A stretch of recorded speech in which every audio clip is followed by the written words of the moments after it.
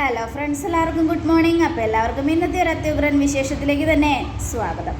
അങ്ങനെ കിരണും കല്യാണി ഭയങ്കര സന്തോഷത്തോടെ തന്നെ നിൽക്കുക. കല്യാണി, അങ്ങനെ ഞാൻ കാത്തിരുന്ന ആ കാഴ്ച കണ്ടു. എൻ്റെ അച്ഛനും അമ്മയും ഒന്നിച്ചു കല്യാണി, ഒന്നിച്ചു. ഇനി അവരെവിടേക്ക് പോയാലും നമ്മൾ അതിനൊരു തടസ്സമാവാൻ പാടില്ല എന്നും കിരൺ പറയുകയാണ്. അത് കിരണേട്ടാ, ഷോ എന്തൊരു അത്ഭുതകരമായ കാഴ്ചയാണ്. അമ്മ പോലും എന്നോട് ഈ വാക്ക് പറഞ്ഞില്ല. ഒരു വാക്ക് എന്നോട് പറഞ്ഞിരുന്നെങ്കിൽ ഞാനത് കിരണേട്ടനോട് പറഞ്ഞ എങ്ങനെയെങ്കിലും അവർ പോകുന്നതിൽ ഒരു കാര്യവും മുടക്കില്ലായിരുന്നു. ഇതിപ്പോൾ അമ്മയും അച്ഛനും ഒരുപാട് ശ്വാസം മുട്ടി എവിടെ നിന്ന് പോയിരിക്കുന്നത്. അതിനൊക്കെ ഒരു വഴിയുണ്ടാക്കാം. ഇനി നമ്മളെല്ലാവരും കൂടെ ഒരുമിച്ച് ഒരു യാത്ര പോകും കല്യാണി, സന്തോഷത്തോടെ, ഒരു ശല്യം ഇല്ലാത്തൊരു യാത്ര എന്നൊക്കെ പറഞ്ഞുകൊണ്ട് കിരണും കല്യാണി അങ്ങോട്ട് സന്തോഷത്തോടെ അങ്ങ് പോവുക. ഈ സമയം പിന്നീട് കാണിക്കുന്നത് CS-നെ രൂപയാണ്. അവർ കാറിൽ പോയിക്കൊണ്ടിരിക്കുക. അപ്പോഴേക്കും വിളിച്ചു നമ്മുടെ അഗസ്റ്റിൻ അച്ചായ. ദേ വിളിക്കുന്നു. എടുക്ക് ചന്ദ്രേട്ടാ. എടോ, എനിക്ക് പേടിയാവുന്നു. ഞാൻ ഈ ഫോൺ എടുത്താൽ അയാൾ എന്നെ വെറുതെ വിടില്ല. വായ തോന്നിയത് മുഴുവനും വിളിച്ചു പറയും. അതുകൊണ്ട് എടുക്കണോ?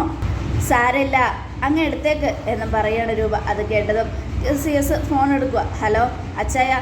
എന്തോന്ന് അച്ചായൻ, താൻ എന്തിനാടോ എന്നിട്ട് ഇങ്ങനെ പൊട്ടം കളിപ്പിക്കുന്നത്? എടോ, തന്നെ വിശ്വസിച്ചല്ലേടോ ഞാൻ ഇങ്ങോട്ട് പോകുന്നത്.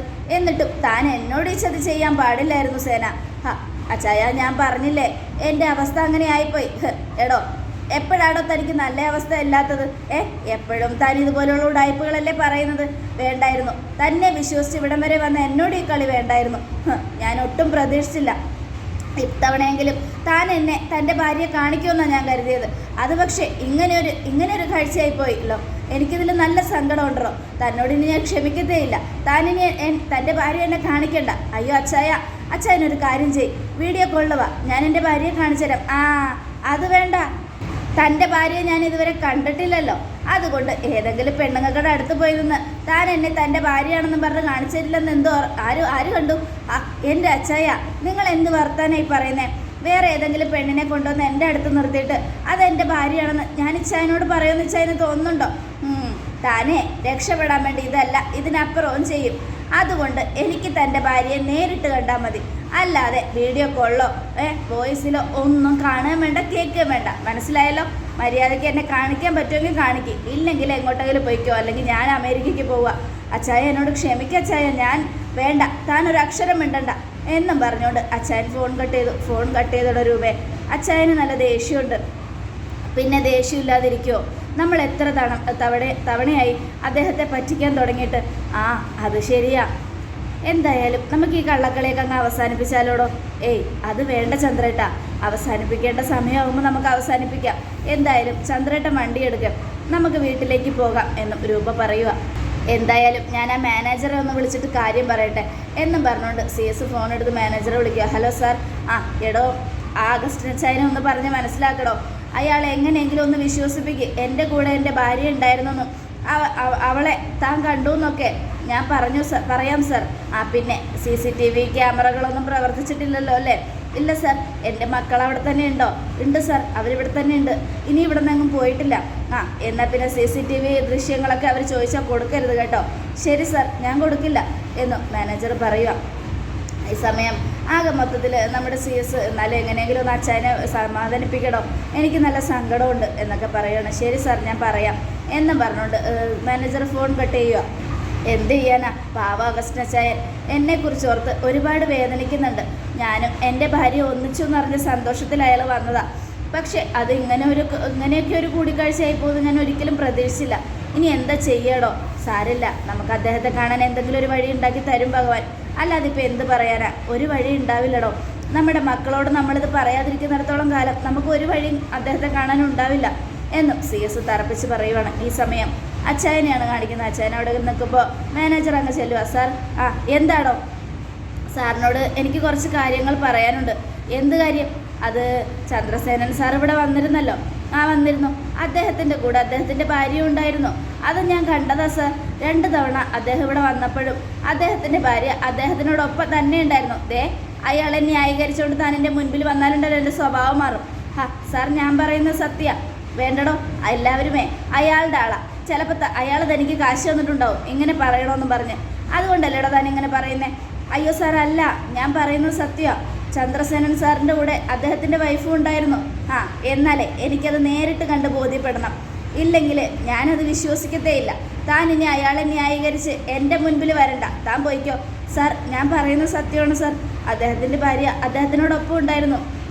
പിന്നെ അദ്ദേഹം വരുന്ന സമയത്ത് CCTV ദൃശ്യങ്ങളൊക്കെ പ്രവർത്തിക്കാൻ പാടില്ല, CCTVകളൊന്നും പ്രവർത്തിക്കരുതെന്ന് പറഞ്ഞതുകൊണ്ടാണ് അതൊക്കെ ഓഫ് ചെയ്തിട്ടത്. ഇല്ലെങ്കിൽ സാറിന് ഞാൻ അത് കാണിച്ചെന്നെങ്കിലും ബോധ്യപ്പെടുത്തിയെന്നെ. ഈ ഉടായ്പൊക്കെ അങ്ങ് മനസ്സിലിരിക്കട്ടെ. അവനും അവൻ്റെ ഭാര്യ ഇവിടെ വരുന്നതിന് ക്യാമറകളൊക്കെ എന്തിനാ ഓഫ് ചെയ്തിടുന്നേ? അതാണല്ലോ സാർ വലിയ പ്രശ്നം. അതുകൊണ്ടാണ് അങ്ങനെയൊക്കെ പറഞ്ഞത്. വേണ്ട വേണ്ട, താനേ അയാളെ ന്യായീകരിച്ചുകൊണ്ട് എൻ്റെ മുൻപിൽ വരണ്ട. ഇവിടുന്ന് പോകാൻ നോക്കും, ഞാൻ നോക്കിക്കോളാം. എനിക്കറിയാം എന്താ ചെയ്യേണ്ടതെന്ന്. അയാളെ അയാളുടെ ഭാര്യയെ നേരിട്ട് കാണാതെ ഞാൻ ഇനി ഒന്നും പറയില്ല, മിണ്ടത്തുമില്ല. അമേരിക്കയ്ക്ക് തിരിച്ചു പോകുന്നതിന് മുമ്പ് എനിക്ക് അവനെ കാണണമെന്നുണ്ടായിരുന്നു. പക്ഷെ ഇനി അത് പറ്റില്ലല്ലോ. അതുകൊണ്ട് കൂടുതലൊന്നും പറയണ്ട. ഞാൻ അമേരിക്കയ്ക്ക് തന്നെ തിരിച്ചു പോകാൻ പോവാ. എൻ്റെ മുന്നിൽ നിന്ന് പോടോ എന്നും പറഞ്ഞ് മാനേജർ ഓടിച്ചു വിടുക. അത് കണ്ടത് കിരണും കല്യാണി അങ്ങോട്ട് വരിക. അങ്കിളെ, എന്താ മോനെ, എനിക്ക് അങ്കിളിനോട് കുറച്ച് കാര്യങ്ങൾ സംസാരിക്കാനുണ്ട്. അങ്കിളിന് വിരോധമില്ലെങ്കിൽ അങ്കിൾ ഞങ്ങളോടൊപ്പം ഒന്ന് താഴേക്ക് വരാമോ? ഞാൻ വരാമല്ലോ എന്നും പറഞ്ഞുകൊണ്ട് അച്ചായൻ കതകും അടിച്ച് കിരണിൻ്റെയും കല്യാണിയുടെയും കൂടെ താഴേക്ക് ചെല്ലുക. എന്താ മോൻ എന്താ പറയാനുള്ളത്? അങ്കിൾ ഇത്രയൊക്കെ ദേഷ്യപ്പെടുന്നതിൽ നിന്ന് തന്നെ ഞങ്ങൾക്ക് മനസ്സിലായി. അങ്കിള് ചന്ദ്രസേനൻ സാറിനെ ഒരുപാട് സ്നേഹിക്കുന്നുണ്ട് അല്ലേ? അത് നിങ്ങൾക്ക് മനസ്സിലായി. പക്ഷെ അവൻ ഇതുവരെ അത് മനസ്സിലായിട്ടില്ല. അതുകൊണ്ടാണല്ലോ അവൻ എന്നെ ഇങ്ങനെ പറ്റിക്കുന്നത്. ചിലപ്പോൾ അതിന് വല്ല കാരണങ്ങളുണ്ടായെങ്കിലോ അങ്കിളെ. എന്ത് കാരണം? അവൻ എന്നെ എത്ര പ്രാവശ്യം പറ്റിച്ചെന്നറിയാമോ? ഇതുപോലെ ഒരുത്തനും എന്നെ പറ്റിച്ചിട്ടില്ല. ഞാൻ ഇതുപോലെ പറ്റിക്കപ്പെടുന്നത് അത് ആദ്യമായിട്ടാണ്. സാരമില്ല അങ്കിളെ. ഒരു കാര്യം ഞാൻ പറയുന്നത് അങ്കിൾ കൃത്യമായിട്ട് കേൾക്ക്. ഇനിയിപ്പോൾ ചന്ദ്രസേനൻ സാറും അദ്ദേഹത്തിൻ്റെ വൈഫും ഒന്നിച്ചു എന്ന് തന്നെ വിചാരിക്കുക. അങ്ങനെ ഒന്നിച്ചെങ്കിൽ സാറിനത് സന്തോഷമാണല്ലോ. സന്തോഷമാണ്, ഒരുപാട് സന്തോഷമാണ്. നിങ്ങൾക്കറിയോ, അമേരിക്കയിൽ ചന്ദ്രസേനൻ അയാളുടെ കുടുംബത്തെ പറ്റി പറഞ്ഞ് ഒരുപാട് സങ്കടപ്പെട്ടിട്ടുണ്ട്. ഒരു തെറ്റും ചെയ്യാതെ തെറ്റിദ്ധരിച്ച കാരണങ്ങളൊക്കെ എന്നോട് പറഞ്ഞു തന്നിട്ടുമുണ്ട്. അതൊക്കെ കേൾക്കുമ്പോൾ ഞാനും എൻ്റെ ഭാര്യയും എൻ്റെ മക്കളൊക്കെ അദ്ദേഹത്തിന് വേണ്ടി ഒരുപാട് പ്രാർത്ഥിച്ചിട്ടുണ്ട്, അദ്ദേഹത്തിൻ്റെ ഭാര്യയായിട്ട് ഒന്നിക്കണമെന്ന്. പക്ഷേ അവനിപ്പോൾ എന്നെ പറ്റിച്ചുകൊണ്ടിരിക്കുമല്ലേ. എന്തായാലും അവൻ്റെ ഭാര്യയെ പരിചയപ്പെടുത്തി കഴിഞ്ഞതിന് ശേഷം അവൻ്റെ മക്കളെയും അവൻ്റെ മരുമക്കളെയും കൊച്ചുമക്കളെയും ഒക്കെ പരിചയപ്പെടുത്താമെന്ന് പറഞ്ഞിട്ടുണ്ട്. എൻ്റെ അങ്കിളെ, നമുക്കിപ്പോൾ മക്കളുടെ മരുമക്കളുടെ ഒന്നും പിന്നാലെ പോകണ്ട. നമ്മൾ പോകേണ്ടത് ചന്ദ്രസേനൻ സാറിൻ്റെ പിന്നാലെയാണ്. ആ സാറിന് ഭാര്യ ഉണ്ടോ ഇല്ലയോ എന്ന് നമ്മൾ കണ്ടുപിടിക്കണം. അതിനുശേഷം ഇല്ല എങ്കിൽ നമ്മൾ ഉറപ്പായിട്ടും ആ സാറിനൊരു കുടുംബം ഉണ്ടാക്കി കൊടുക്കണ്ടേ? അത് വേണം. പക്ഷേ അവൻ്റെ ഭാര്യ അല്ലാതെ മറ്റൊരു പെണ്ണിനെ സ്നേഹിക്കുന്നില്ല. അങ്ങനെയാണെങ്കിൽ അവൻ അമേരിക്കയിൽ വെച്ച് ഞങ്ങളൊരു കല്യാണം കഴിപ്പിച്ച് കൊടുത്താനല്ലോ. അതറിയാങ്ങളെ. പക്ഷെ എന്തൊക്കെയായാലും ഇവിടെ നമ്മൾ ചെയ്യേണ്ടത് അങ്ങനെ ഒരു കാര്യമാണ്. ചന്ദ്രസേനൻ സാറിനെയും ചന്ദ്രസേനൻ സാറിൻ്റെ ഭാര്യയെയും ഒന്നിപ്പിക്കാൻ പറ്റിയില്ലെങ്കിൽ അദ്ദേഹത്തിനൊരു കുടുംബം ഉണ്ടാക്കുക. ആ കുടുംബത്തിൽ അദ്ദേഹം സന്തോഷത്തോടെ ജീവിക്കട്ടെ. അതായിരിക്കില്ല നമ്മുടെ സന്തോഷം. പക്ഷേ എനിക്കതിന് വിശ്വാസമൊന്നുമില്ല. അയാൾ അത് സന്തോഷത്തോടെ ജീവിക്കുമെന്നോ അയാളുടെ ഭാര്യയെ ഉപേക്ഷിച്ച് വേറെ ആരെയും കല്യാണം കഴിക്കുമെന്നൊക്കെ. എന്തായാലും നമുക്കൊരു കാര്യം ചെയ്യാം. എങ്ങനെയെങ്കിലും ചന്ദ്രസേനൻ സാറിനെ കൊണ്ട് മറ്റൊരു വിവാഹം കഴിപ്പിക്കാം. ആ സാറിന് നല്ലൊരു പെണ്ണിനെ കണ്ടുപിടിക്കാം. അങ്ങനെ എന്തെങ്കിലും ചെയ്താലോ? നിങ്ങളങ്ങനെ പറയുകയാണെങ്കിൽ പിന്നെ ഞാനും ഉണ്ട് കൂടെ. എന്നാൽ പിന്നെ സാറിപ്പോൾ അമേരിക്കയ്ക്ക് തിരിച്ചു പോകരുത്. ചന്ദ്രസേനൻ സാറിനെയും അദ്ദേഹത്തിനൊരു കുടുംബവും ഉണ്ടാക്കി കൊടുത്തിട്ട് വേണം സാർ അമേരിക്കയ്ക്ക് തിരിച്ചു പോകാൻ. അതാണ് ഒരു ആത്മാർത്ഥ സുഹൃത്ത് ചെയ്യേണ്ടത്. എന്താ സാർ, അത് ചെയ്യില്ലേ? ഉറപ്പായിട്ടും ഞാനത് ചെയ്യും. എൻ്റെ ചന്ദ്രസേനന് വേണ്ടി അങ്ങനെ എന്ത് വേണമെങ്കിലും ഞാൻ ചെയ്യും. അദ്ദേഹത്തിനൊരു കുടുംബം ഉണ്ടാകുക എന്നുള്ളത് എൻ്റെ സ്വപ്ന, എൻ്റെയും എൻ്റെ ഭാര്യയുടെ എൻ്റെ മക്കളുടെ സ്വപ്ന. പാവം, അത്രയ്ക്ക് വേദനിച്ചിട്ടുണ്ട് ആ മനുഷ്യൻ എന്നൊക്കെ പറഞ്ഞുകൊണ്ട് നമ്മുടെ അഗസ്റ്റിൻ അച്ചായൻ കിരണിന് കൈ കൊടുക്കുക. അപ്പോൾ ഉറപ്പായിട്ടും ഞാനും ചന്ദ്രസേനന് ഒരു പെണ്ണ് കണ്ടുപിടിക്കാൻ നിങ്ങളോടൊപ്പം ഉണ്ടാവും എന്നും പറഞ്ഞുകൊണ്ട് 3 പേരും കൈ കോർത്തു. ആ സമയം കിരൺ കല്യാണിയെ ഒന്ന് കണ്ണടച്ച് കാണിക്കുക. അപ്പോൾ കല്യാണിയും ഇങ്ങനെ ചിരിച്ചുകൊണ്ട് നിൽക്കുവാണ്. ഇതേ സമയം പിന്നീട് കാണിക്കുന്നത് രൂപയെയും സേനനെയുമാണ്. കുറേ ദൂരം പോയതിന് ശേഷം അവർ കാറ് നിർത്തി അവിടെ ഇറങ്ങി നിന്നു. അപ്പോൾ രൂപ ചോദിച്ചു, എന്ത് പറ്റി ചന്ദ്രേട്ടാ, മടുത്തടോ? ശ്വാസം മുട്ടി മതിയായി. എനിക്ക് അച്ചായൻ്റെ കാര്യം ഓർത്തിട്ട സങ്കടം. അമേരിക്കയിൽ എല്ലാത്തിനും എന്നോടൊപ്പം ഉണ്ടായിരുന്ന ആളാണ് അച്ചായൻ. ഇപ്പോൾ അച്ചായന് ഒരു കാര്യം വന്നപ്പോൾ എനിക്ക് സഹായിക്കാൻ പറ്റുന്നില്ലല്ലോ, എനിക്ക് തന്നെ കാണിക്കാൻ പറ്റുന്നില്ലല്ലോ എന്നുള്ളൊരു വിഷമാടോ. അതുകൊണ്ടാണ് ഞാനിങ്ങനെ ആലോചിച്ചത്. എന്ത് ചെയ്യുമെന്ന് ഓർത്തിട്ട് ഒരു പിടിയില്ലടോ. നമുക്ക് ഈ കളി അങ്ങോട്ട് അവസാനിപ്പിക്കാം. എല്ലാവരും അറിഞ്ഞോട്ടെ. പക്ഷേ അറിയാൻ പാടില്ലാത്തവർ ഇതറിയണ്ട. നമ്മുടെ മക്കളോട് പറഞ്ഞാൽ നമ്മുടെ മക്കൾ കേൾക്കാതിരിക്കില്ലല്ലോ. നമുക്ക് എന്തായാലും അവരിത് അറിയട്ടെ എന്ന് തന്നെ വിചാരിക്കാം, അല്ലേടോ? എൻ്റെ ചന്ദ്രേട്ട, ഇത്രയും നേരമായിട്ടും ഞാനും അത് തന്നെയായിരുന്നു ചിന്തിച്ചുകൊണ്ടിരുന്നത്. മക്കൾ അറിഞ്ഞാലും കുഴപ്പമൊന്നുമില്ല. പക്ഷേ എനിക്ക് പേടി എന്താണെന്ന് വെച്ചിട്ടുണ്ടെങ്കിൽ, മക്കൾ ഇതറിഞ്ഞു കഴിഞ്ഞാൽ എൻ്റെ ആങ്ങളെ എന്ന് പറയുന്ന ആ ദുഷ്ടൻ അവനറിയോന്ന, അവനറിഞ്ഞു കഴിഞ്ഞാൽ അറിയാലോ ചന്ദ്രേട്ട. അതാ എൻ്റെ ടെൻഷൻ. എൻ്റെ മക്കൾക്കും എൻ്റെ ചന്ദ്രേട്ടനും എൻ്റെ മരുമോക്കും എൻ്റെ കൊച്ചുമക്കൾക്കും ഒരാപത്ത് സംഭവിക്കരുത്. അതുകൊണ്ടാണ് ഞാനെല്ലാം മറച്ചു വയ്ക്കാൻ പറഞ്ഞത്. ഇല്ലാതെ എനിക്ക് ആഗ്രഹമുള്ളത് കൊണ്ടൊന്നുമല്ല. എനിക്കറിയാം. പക്ഷെ നമ്മൾ എത്ര നാൾ ഇങ്ങനെ ശ്വാസം മുട്ടി നടക്കും? അതിനേക്കാൾ നല്ലതല്ലേ എല്ലാ കാര്യവും എല്ലാവരോടും തുറന്നു പറയുന്നത്. നമുക്ക് ആദ്യം ഇത് കല്യാണി മോളോട് പറയാം. കല്യാണി മോളോട് പറഞ്ഞു കഴിഞ്ഞാൽ കല്യാണി മോള് ചിലപ്പോൾ നമ്മളെ സഹായിക്കാതിരിക്കില്ല. കല്യാണി മോള് വഴി കിരണും സോണിയും ഒക്കെ അറിയട്ടെ, അതായിരിക്കും നല്ലത്. എന്തായാലും അവരോട് നമുക്ക് പറയുകയും ചെയ്യാം, മറ്റാരും ഇത് അറിയാൻ പാടില്ലെന്ന്. അങ്ങനെയാകുമ്പോൾ പിന്നെ പേടിക്കണ്ടല്ലോ. ശരി ചന്ദ്രേട്ട, എന്നാൽ പിന്നെ ചന്ദ്രേട്ടൻ്റെ തീരുമാനം പോലെ എല്ലാവരും എല്ലാം അറിഞ്ഞോട്ടെ. എൻ്റെ ആങ്ങളെയും അയാളുടെ ഭാര്യയും മകളും ഒഴിച്ച് ബാക്കി എല്ലാവരും എല്ലാ സത്യങ്ങളും അറിയട്ടെ. നമുക്കിനി സന്തോഷത്തോടെ അടിച്ചു പൊളിച്ച് ഒരു ശ്വാസം മുട്ടലും ഇല്ലാതെ ചുറ്റിക്കറങ്ങണം, എൻജോയ് ചെയ്യണം എന്നും പറഞ്ഞ് രൂപ പറയുക. ഇത് കേട്ടതും CS കല്യാണിയെ വിളിച്ചിട്ട് ഇന്ന സ്ഥലത്തേക്ക് വരാൻ പറയുകയാണ്. അങ്ങനെ അവർ അപ്പോൾ വണ്ടി കയറി പോവുക. കാറിൽ കയറി പോയി കല്യാണി നിൽക്കുന്നിടത്തെത്തി. അപ്പോൾ കാറിൽ നിന്നും ആദ്യം CS ഇറങ്ങി. കല്യാണി അതിശയത്തോടെ നോക്കുക. അതിശയം നോക്കാനൊന്നുമില്ല, എന്നാൽ അതിശയിക്കുന്ന പോലെ നോക്കുക. അതിനുശേഷം രൂപയും ഇറങ്ങി. രൂപയും ഇറങ്ങിയത് കണ്ട് കല്യാണിയുടെ കണ്ണ് നിറഞ്ഞു. സന്തോഷത്തോടെ കല്യാണി രണ്ടുപേരെയും നോക്കി ചിരിച്ചു. അപ്പോൾ നോക്കണ്ട, ഞങ്ങൾ ഒന്നിച്ചിട്ട് കുറച്ച് ദിവസമായി. അത് ഞാൻ അറിഞ്ഞു. എന്നാലും അമ്മയൊന്നും എന്നോട് പോലും ഇത് പറഞ്ഞില്ലല്ലോ.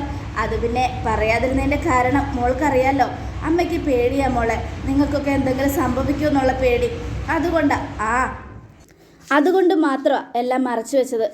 സാരമില്ലമ്മേ, എന്തായാലും നിങ്ങൾ ഒന്നിച്ചല്ലോ. എന്നാലും കിരണേട്ടനോട് എന്നോടെങ്കിലും ഈ കാര്യം പറയായിരുന്നു മോളെ.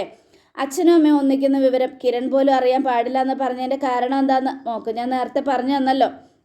അതുകൊണ്ട് തന്നെയാണ് അമ്മ അത് പറയണ്ടെന്ന് മോളെ ഇതാക്കിയത്.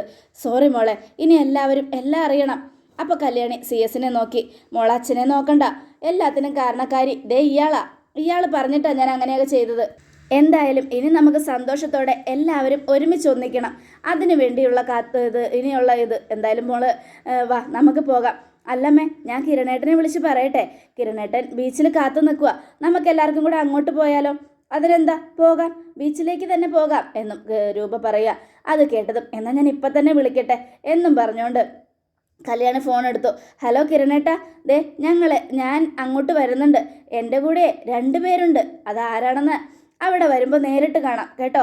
അവിടെ തന്നെ നിൽക്കണേ, എവിടെയും പോകരുത് എന്നും പറഞ്ഞുകൊണ്ട് കല്യാണി ഫോൺ കട്ട് ചെയ്തു.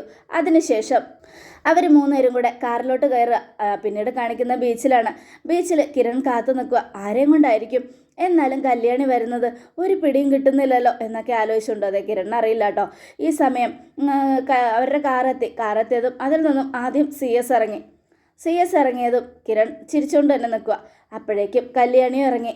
കല്യാണിയെ കണ്ടതും കിരൺ ഒന്നുകൂടെ ചിരിച്ചു. അച്ഛനെയും കൂട്ടി വരുന്ന കാര്യമാണോ ഇവള് പറഞ്ഞത്? ഈ സമയം ഒട്ടും പ്രതീക്ഷിക്കാതെ അതിൽ നിന്നും രൂപ ഇറങ്ങിയത് കണ്ടപ്പോഴേക്കും കിരണിൻ്റെ കണ്ണിൽ നിന്നും കണ്ണുനീരൊഴുകാൻ തുടങ്ങി. അമ്മേ എന്നും വിളിച്ചുകൊണ്ട് കിരൺ ഓടിച്ചെന്ന് രൂപയെ കെട്ടിപ്പിടിച്ചു. അതിനുശേഷം അമ്മേ എനിക്കറിയായിരുന്നു, എൻ്റെ അമ്മ വരുമെന്ന് എനിക്കറിയായിരുന്നു എന്നും പറഞ്ഞുകൊണ്ട് രൂപയുടെ നെറ്റിയിലൊരു ഉമ്മ കൊടുത്തു. അതിനുശേഷം ചിരിച്ചുകൊണ്ട് രൂപയെ ചേർത്ത് പിടിച്ചു. സന്തോഷമായമ്മേ, ഒരുപാട് സന്തോഷമായി. എനിക്കറിയാം മക്കളെ, അമ്മ ഇതൊക്കെ മറച്ചു വെച്ചത് എന്താന്ന് എൻ്റെ മോൻ അറിയാമേ. എനിക്കറിയാം, അമ്മ ഞങ്ങളെ വെറുത്തതുപോലെ അഭിനയിച്ചപ്പോഴും എന്നെ ഈ സോണിയ അമ്മ സ്നേഹിക്കുന്നുണ്ടെന്നും എനിക്കറിയായിരുന്നു. അതുകൊണ്ടാണ് എല്ലാം മാറി നിന്ന് കണ്ട് ആസ്വദിച്ചത്. എനിക്ക് ഒരുപാട് സന്തോഷമായമ്മേ. എന്നാലും കള്ള അച്ഛാ, എല്ലാം ഒപ്പിച്ചു വെച്ചിട്ട് ഞങ്ങളിൽ നിന്നും തന്നെ ഇതൊക്കെ മറച്ചു വെച്ചല്ലോ. എൻ്റെ മോനെ ഞാൻ പറഞ്ഞില്ലേ അതിൻ്റെ കാരണം എന്താന്ന് ഇയാൾ പറഞ്ഞിട്ടാ. ഇയാളാണ് എന്നോട് പറഞ്ഞത് പേടിയാണെന്ന്. ഞാൻ അപ്പോഴേ പറഞ്ഞതാ നമുക്കെല്ലാം പോയി പറഞ്ഞ് എല്ലാം അവസാനിപ്പിച്ച് ഒരുമിക്കാമെന്ന്. പക്ഷേ ഇനിയിപ്പോൾ നിങ്ങളുടെ മുൻപിൽ പിടിച്ചു നിൽക്കാൻ പറ്റില്ലല്ലോ. ശ്വാസം മുട്ടിയപ്പോഴാണ് ഈ കാര്യം നിങ്ങളോടെങ്കിലും തുറന്നു പറയണമെന്ന് വിചാരിച്ചത് എന്നും പറഞ്ഞുകൊണ്ട് ഇങ്ങനെ സംസാരിച്ചുകൊണ്ട് നിൽക്കുക. ഇനി എന്തായാലും നമ്മളെല്ലാവരും ഒന്നിച്ചു. ഇനി കാണേണ്ടത് സോണിമോളെയാണ്. സോണിമോളെ പോയി കണ്ട് സോണിമോളോട് കുറേ നേരം സംസാരിച്ചിരിക്കണം. പക്ഷേ മറ്റാരും ഇത് കാണാനും പാടില്ല.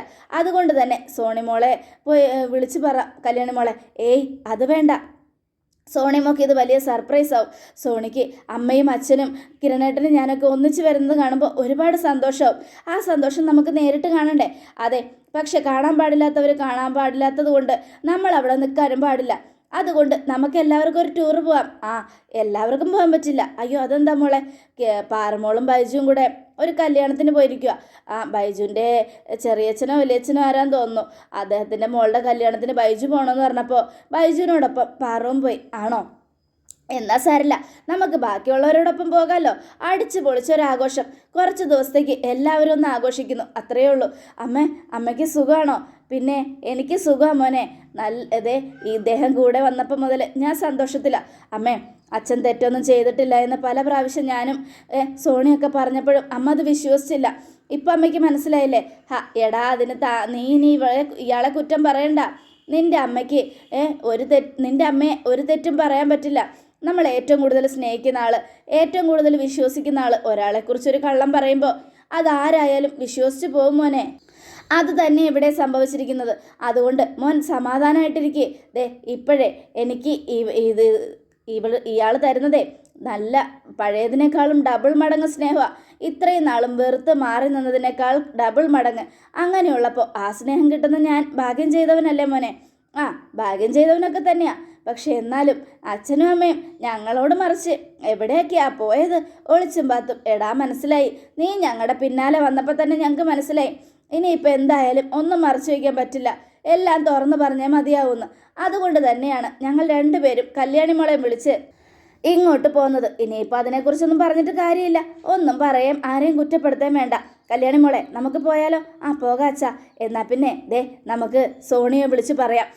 അച്ഛനും അമ്മയും വരുന്നുണ്ടെന്നൊന്നും പറയണ്ട. ഒരു യാത്ര പോവുകയാണ്, അതുകൊണ്ട് റെഡിയായി നിൽക്കാൻ പറയാം. സോണിക്ക് ഒരു സർപ്രൈസ് ആയിക്കോട്ടെ. ശരി എന്നും പറഞ്ഞുകൊണ്ട് അവർ 4 പേരും കൂടെ പോവുകയാണ്. അതോടുകൂടെ എപ്പിസോഡ് അവസാനിക്കുകയാണ്. നാളത്തെ ഒരു തകർപ്പൻ വിശേഷത്തിനായിട്ട് കാത്തിരിക്കുക. എല്ലാവർക്കും ഒരിക്കൽ കൂടെ നല്ലൊരു ശുഭദിനം തന്നെ ആയിക്കോട്ടെ. Thank you friends.